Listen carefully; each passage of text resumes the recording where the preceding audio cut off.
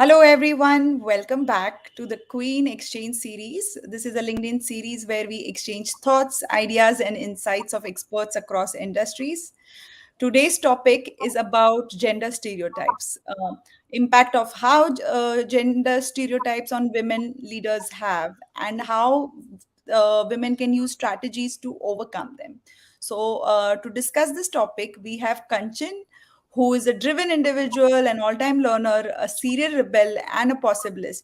She's a first generation learner and a professional. I was just hearing her story earlier where she was the only girl which was studying mechanical engineering amongst so many other boys, because it's a typical field, and that's the stereotypes we are talking about, right? So, Kanchan, welcome, and we would love to hear more about your journey, your learnings, and your story. Thank you, Neha. Thank you for having me. I'm so privileged to be talking to such a large community you have built of women. So, thank you for that. My story, my journey, my life journey starts from a very. So I grew up in Delhi. I come from a very humble background. I grew up, I was prepared to be a daughter-in-law, to be honest. And in our culture, or in our ecosystem which I had from a family perspective, I think every girl was taught to be a teacher, because this is something which fits into your married life. And that was the even ambition set for me. However, I was a brilliant student throughout the school. I went to a government school, but I was a quite brilliant student that time. So I wanted to aim something different, and one of my teacher, inspired me to give engineering exam. So it was, I think, 8 weeks before. So I think the IIT prelims was in 4 weeks from that conversation, and I was like, no, I think I cannot make IIT, but I could aim for DCE that year, and I cracked it. So I went into Delhi College of Engineering. I took mechanical. The reason I took mechanical that time, because it was one of the best engineering, streams, offered by Delhi College of Engineering. So it's Asia's number one in mechanical engineering, and I took it because of that. And mechanical, electrical, civil are the core branches, right? So I think that was my thinking. But when I landed in the class, I was the only girl and 50 boys, and I went to a girls' school. So it was quite a cultural shock for me. Uh, I would be honest, I think the first year was tough for me to be in that environment and to really fit in. And everyone would have everyone would ask me, why mechanical? Why you are a girl and mechanical? And the two do not go together. So it raised a lot of self doubt, but I think within time, and as I reflect back, I think I would say that that was the best decision of my life, because it shaped me as a human who I am today. I think this is the first stereotype I would like to bring up, is that the genders are just like, we are just different perhaps at the body level, but not at the level of intellect, not at the level of perseverance, persistence, courage, empathy, or anything which is required in a good word of work. So I think that's something we should and we must smash, that gender has anything to do with work, unless there is some specific type of work, and let's say a pregnant woman cannot do, or something which is more occupational. But otherwise, the general word of work we are talking, I think we should see us, all of us, as a human.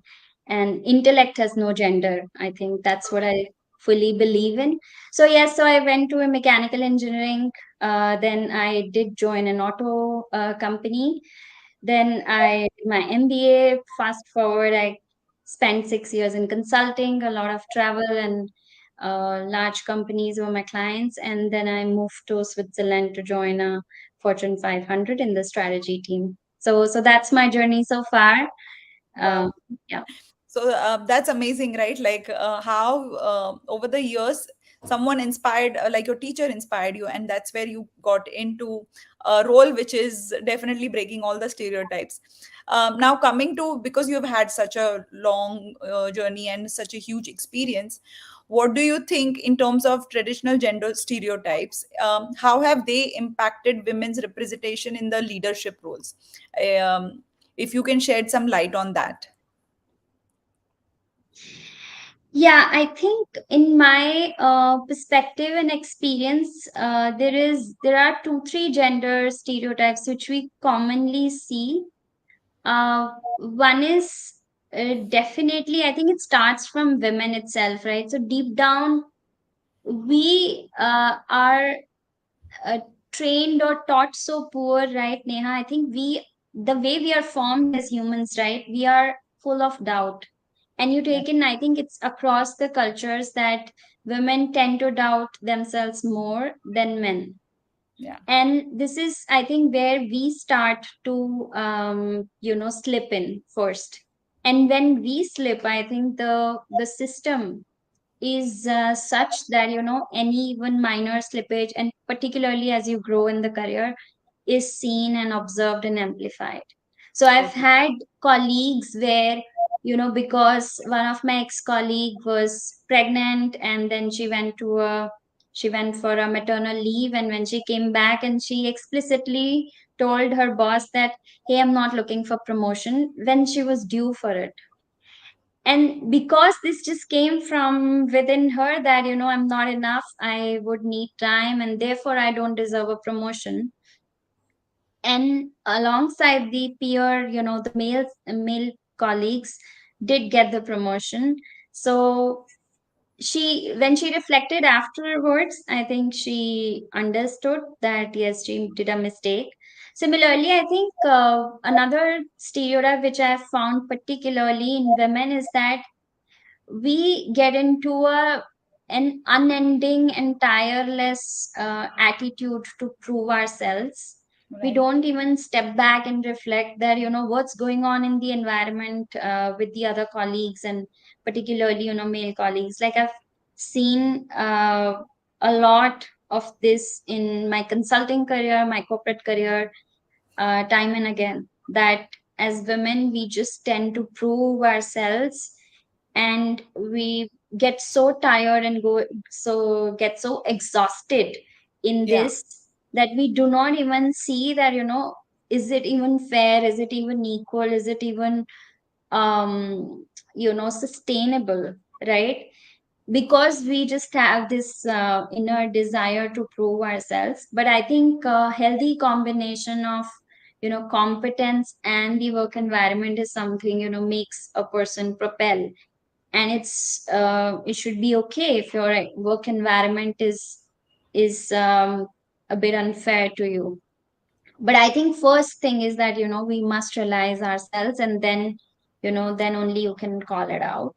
Yeah, I think um we need to yeah, definitely not, we need to stop self-doubting. I think that's where yeah, and also take on the challenges, take a little more risk to take those challenges yeah. rather than thinking we are not enough. I think that's a very valid point that you've made. Now these are some I mean self-made assumptions as well for women on stopping them to actually move or advance in their careers, right? What about some of the misconceptions that others may have about women leaders, and that's why they are probably not able to advance as well?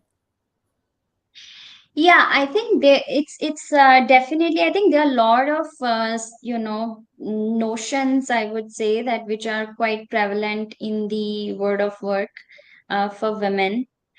So, and I think that comes just because of different kinds of narratives which are around and are not helpful, to be honest. For example, that many times the feedback you get is very different than what you would get for a male colleague, right? For example, any woman who's, let's say, assertive would be called as difficult, aggressive, too much, right? Or if any woman who's, let's say, softer or just at peace, and then she might be called as someone who lacks potential or doesn't have the presence or things like that, right? But I think where the system fails is that aggressive in what context, right? And that context is never provided. It stops at the feedback of, let's say, you're difficult. Okay, what does difficult mean, right? How does that hamper the workplace? Does it really hamper the workplace, right? Because many times it is just the egos. And I would like to share with you, it was something very shocking I heard from a person I'm connected via LinkedIn. She Mhm. worked at McKinsey and she left McKinsey after getting exhausted. And she and I got on a chat related to this topic itself. And she told me that Kanchan, the the conversation she had in McKinsey with the diversity leader, one of the leaders, is that she said that the males you are working with are actually so used to and habitual of the females at home, like for example their moms and wives, who have been domesticated for long, Right. and they are not used to such a behavior, or they are used to a very submissive behavior, or they are very used to dismiss women at work. And this is something, as I reflected, I have met instances where my male partners, like in consulting you have partners, and they are very senior, and they have addressed the email as gentleman. Yeah. Even your existence is not acknowledged. So it's very hard for a woman to strive in such an environment. But I think it's also mindful for us to choose and select and educate and make people aware around us. I think there should be an honest strive from both sides. So this is something I found, that the feedbacks are very, very unfair. uh, the scrutiny is so high on women, because they just need a little bit of let's say gap. And that gap can be amplified. So I tell all my young women I used to coach, is that never ever leave a gap. If you ever leave a gap in your work, then you won't be even able to stand up for yourself. First, you are born and you are formed to doubt much more than men, or other peers of yours.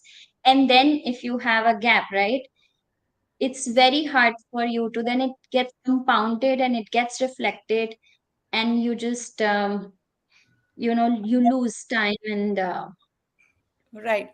But there are a lot of, obviously, not just, for example, while going through a maternity phase, I think that's a natural gap that women tend to go through, right? So some things yes. are naturally, which we, as humans, because of the whole life cycle, I don't think we can control. So during such situations, what are your suggestions in terms of how to deal with such stereotypes, or if they are facing stereotypes during, let's say, for women who are on a break? Because I think a lot of women in our audience is also where they were looking to restart after a break. So I think that's something we would be keen to know. Yeah, I think honestly, I think to me, a break is a break. If the I mean, people take secondments, people take career breaks now. I think these are very common, and I don't think that we should be worried about any break. I think when you go back and when you re-enter, it would be much better that you go with a very clear understanding of what kind of role you want to play, what kind of work you want to take, and how your past, has made you ready to take that. I think one thing which I have observed, and it's more true for women than men, is that even the work we do, right, we often are not good at, defining the value of our own work. And this is something which I think men I've seen are much far more ready and better at it. So for example, if I've seen that, just to give a comparative, example, is that a woman would say that, I worked here and here, and I did 5 projects, 3 projects, this was my, role and stuff. And the guy would like straight away throw numbers at you that I built XYZ product hitting 100,000 customers, 10 million revenue. I think the two are very different, ways to put your own work. And this is something I've seen more and more. I mean, it's more that, the women tend to not own up fully and not understand and synthesize clearly that this was your role, and particularly when it comes to objectively putting it out. But I think men are seen, even if they have done 80% of it or 70% of it, you would find, that they have, completely killed it. and Right. and I've seen this, right? And I also got this reflection quite, late in my career. So I would suggest, the women who are restarting, it's worth giving that time to sit back and, clearly define what have you acquired so far, and where do you want to use this knowledge, skill, competence, and hit back really hard. So I think you can start your ground harder than previous role. Totally, and I think there also has been a study around this where if for a particular job role, if a man is even 70% ready, he would be happy to take on Yes. that plunge and take on the role. But even Yeah. on the other end, for women, it might, even if they're 100% match in terms of the skill set, but that confidence level to True. actually be able to take up Yeah. the responsibility is a little low compared to the other gender. uh, you've been working with a lot of people to actually help them accelerate their careers, right? So Yeah. please share some examples in terms of what strategies help, or what initiatives you may have taken which helps to break these stereotypes.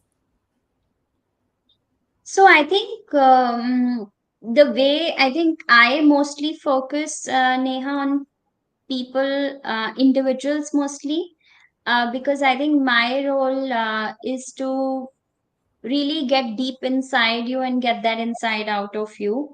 So for example, I'll give you one example, and it's one of my favorite examples. So I was working, coaching a woman from media industry, Sure. and she was a starter, like literally a beginner, and she was working in Hindi, Hindi media articles, like in the newspapers or magazines and so on. And when we met, she was just taking 100 rupees an hour or something like that. It was not even enough for her to think about, repay her loan, which was, I think, almost around 75,000 rupees. And 100 rupees an hour, with, she lives in Delhi, the metro expenses, etc. So when we sat, and I don't know anything about media, right? But I asked her questions that what will raise your per hour rate. And that's where I think we came to 2 3 strategies that, she will diversify from Hindi to English, or both. So she now does I work in both. And then we said that, came out with that, okay, from article writing she could do a hybrid kind of a work, wherein she could do video editing, article writing, and even storyline thinking, right? So previously her work was just to, write and edit some things, but now she was really creating her own work. And in 1 year, you won't believe, and I did not believe, that she was then charging something around 3,000 per hour run rate in 1 year, That's from amazing. 100 to 3,000. And she was telling me, so she called me Didi, because we are related from an NGO. She said, I've just bought a laptop worth 75,000. My loan was already, Wow. paid. So this is just an year. I think it's about how do you think and approach work. I think that's where I can definitely help if there are some aspirants around. Yeah, it's all about like how do you think about your work, what is your objective, and many times we don't know the value of our own work, and Correct. that's where I think we might need a little bit of struggle, but I think once you get it, then you go with a lot of more self belief, and you can hit the market better. So yeah, I think even resumes I've seen, like people write resume which make no sense to put on resume, and Right. I think you can do much better, even a college project, even a simple internship. It's how you visualize and see that impact you have created in the world of work, and I think that's the most inspiring moment for me to find that out for someone. Great. I mean, it's great that you're making a difference in lives of so many people. And I think even, I mean, that's the agenda, right? Even with this live, even if we can impact one person and help them to actually find that right path for themselves and become, successful in their careers, I think we've done our job, right? So I Yeah, think we are coming a little close to our, time. However, there are a couple questions, so I'll just ask yeah. those questions Mm. quickly. So Prachi Gupta is asking, as a woman, since I have taken a break for upbringing of my child, can you talk about how can we utilize this break by upskilling ourselves so that we can join? When we join, we are not surprised as nowadays technologies are changing at a very fast pace. Yeah, good question, Prachi. I think this is a struggle not just for women. I think it's for all of us around. I don't know which background you come from, but I think whatever background you are coming from, I think it is very important to understand the recent happenings in that field, and things which are changing in that field. For example, if you come from pharma world, then you must know which condition, which therapy, which therapeutics you are belonging to, and which companies are coming up, which startups are coming up. So I think it could be across industry that you must know the startups, you must know what kind of problems are being solved, what kind of investments are being made. So I think that is something which is, I think, just to know and have the knowledge. But from the skills side, I think there are a lot of AI tools which are, I understand that are being used at workplaces these days. So Prachi is from I IT, don't so think, yes, AI and yeah, yes, machine learning are definitely some things. true. Yeah, Yeah, and I don't think that we all need to mug up and learn it. I think it's about that, just being aware of that, this could change the way you used to work before, and this could be the change and shift when you go back to the workplace, that maybe an email is suggested by the Outlook, right? So I think you give the subject, and so I think those adjustments, I think it's good to know and be aware about it, but not to, I think, worry and not to rush into and learning everything, and stressing yourself with the full day calendar. But I think it's more about how to know the relevant stuff for the roles you're going back to, and be open to learn. I think that is something which never goes. It's a timeless attitude which we all need to embrace, and which helps. So yeah. totally. Thanks so much. I think that definitely answers her question. Now, since we are almost up with our time, one last question is about how or what would you advise to young women professionals who are aspiring for the leadership roles, despite of all the challenges they are going through, with the gender biases? Maybe you can give like top three tips. Yeah, absolutely. I think first tip I would just give it from the earlier part of the conversation, that never ever leave the gap. I think stay competent, stay relevant. that is very important to build your self belief at a, at a pace. And yeah, I think it gives you the strength. So stay relevant, stay competent, don't leave a gap. If you Right. leave a gap, then I think, things start to slip. The second thing is that I would definitely suggest that understand your surroundings and work environment better, and see that, do you see a path to leadership? Because sometimes it happens that, despite all your efforts, if the leadership is not really ready for that diversity talent, or the diverse group, you may have to find another opportunity, or and you may have to find, another individuals leaders. And these days, I think, once you are clear, I think you could find more opportunities which suit you more. But be aware of it. I think that's very important, that we understand if the environment is fit for us. Because there are environments which would be okay if you want to just stay there. And I've met women who have been on same role for 10 years or 15 years, and that's quite a, number of women in Europe. You would see that people don't just move, and they're okay because they are, they're finding peace in this, and they want a stable peaceful life and not want to learn much. So that is that kind. But if you aspire for a leadership role, then you have to really keep a sharp eye on. And as you grow, I think it's going to be more and more important that what kind of leadership, and do you see a path to leadership for yourself? And lastly, I think it's not a tip.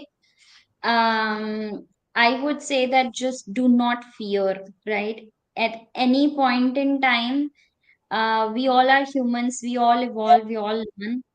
But if you think, and if you believe that, the current role is not adequate for you, and you need a leap, you must take that leap. And if you fail, you fail. I think it's life. It's a journey. Career is again a journey, right? So ask yourself that, will I regret this in 10 years from now? And if the answer is yes, then definitely, think to change. But if the answer is no, then, you could continue. So I think that would be my three tips, Neha. Or Great. Thank you so much for your valuable insights. I think that has made some thought-provoking things as well in terms of what you really need to do and create that path for yourself. And being confident is definitely one of the things. Taking the leap is definitely one of the major things that we as women need to keep that in mind while we are changing careers or also restarting. So, thank you so much, Kanchan. It was lovely having you here and having this discussion. And we hope to do many more such oh, sessions. many more. Thank you, Neha. Pleasure Thank is you. mine. Have a good day.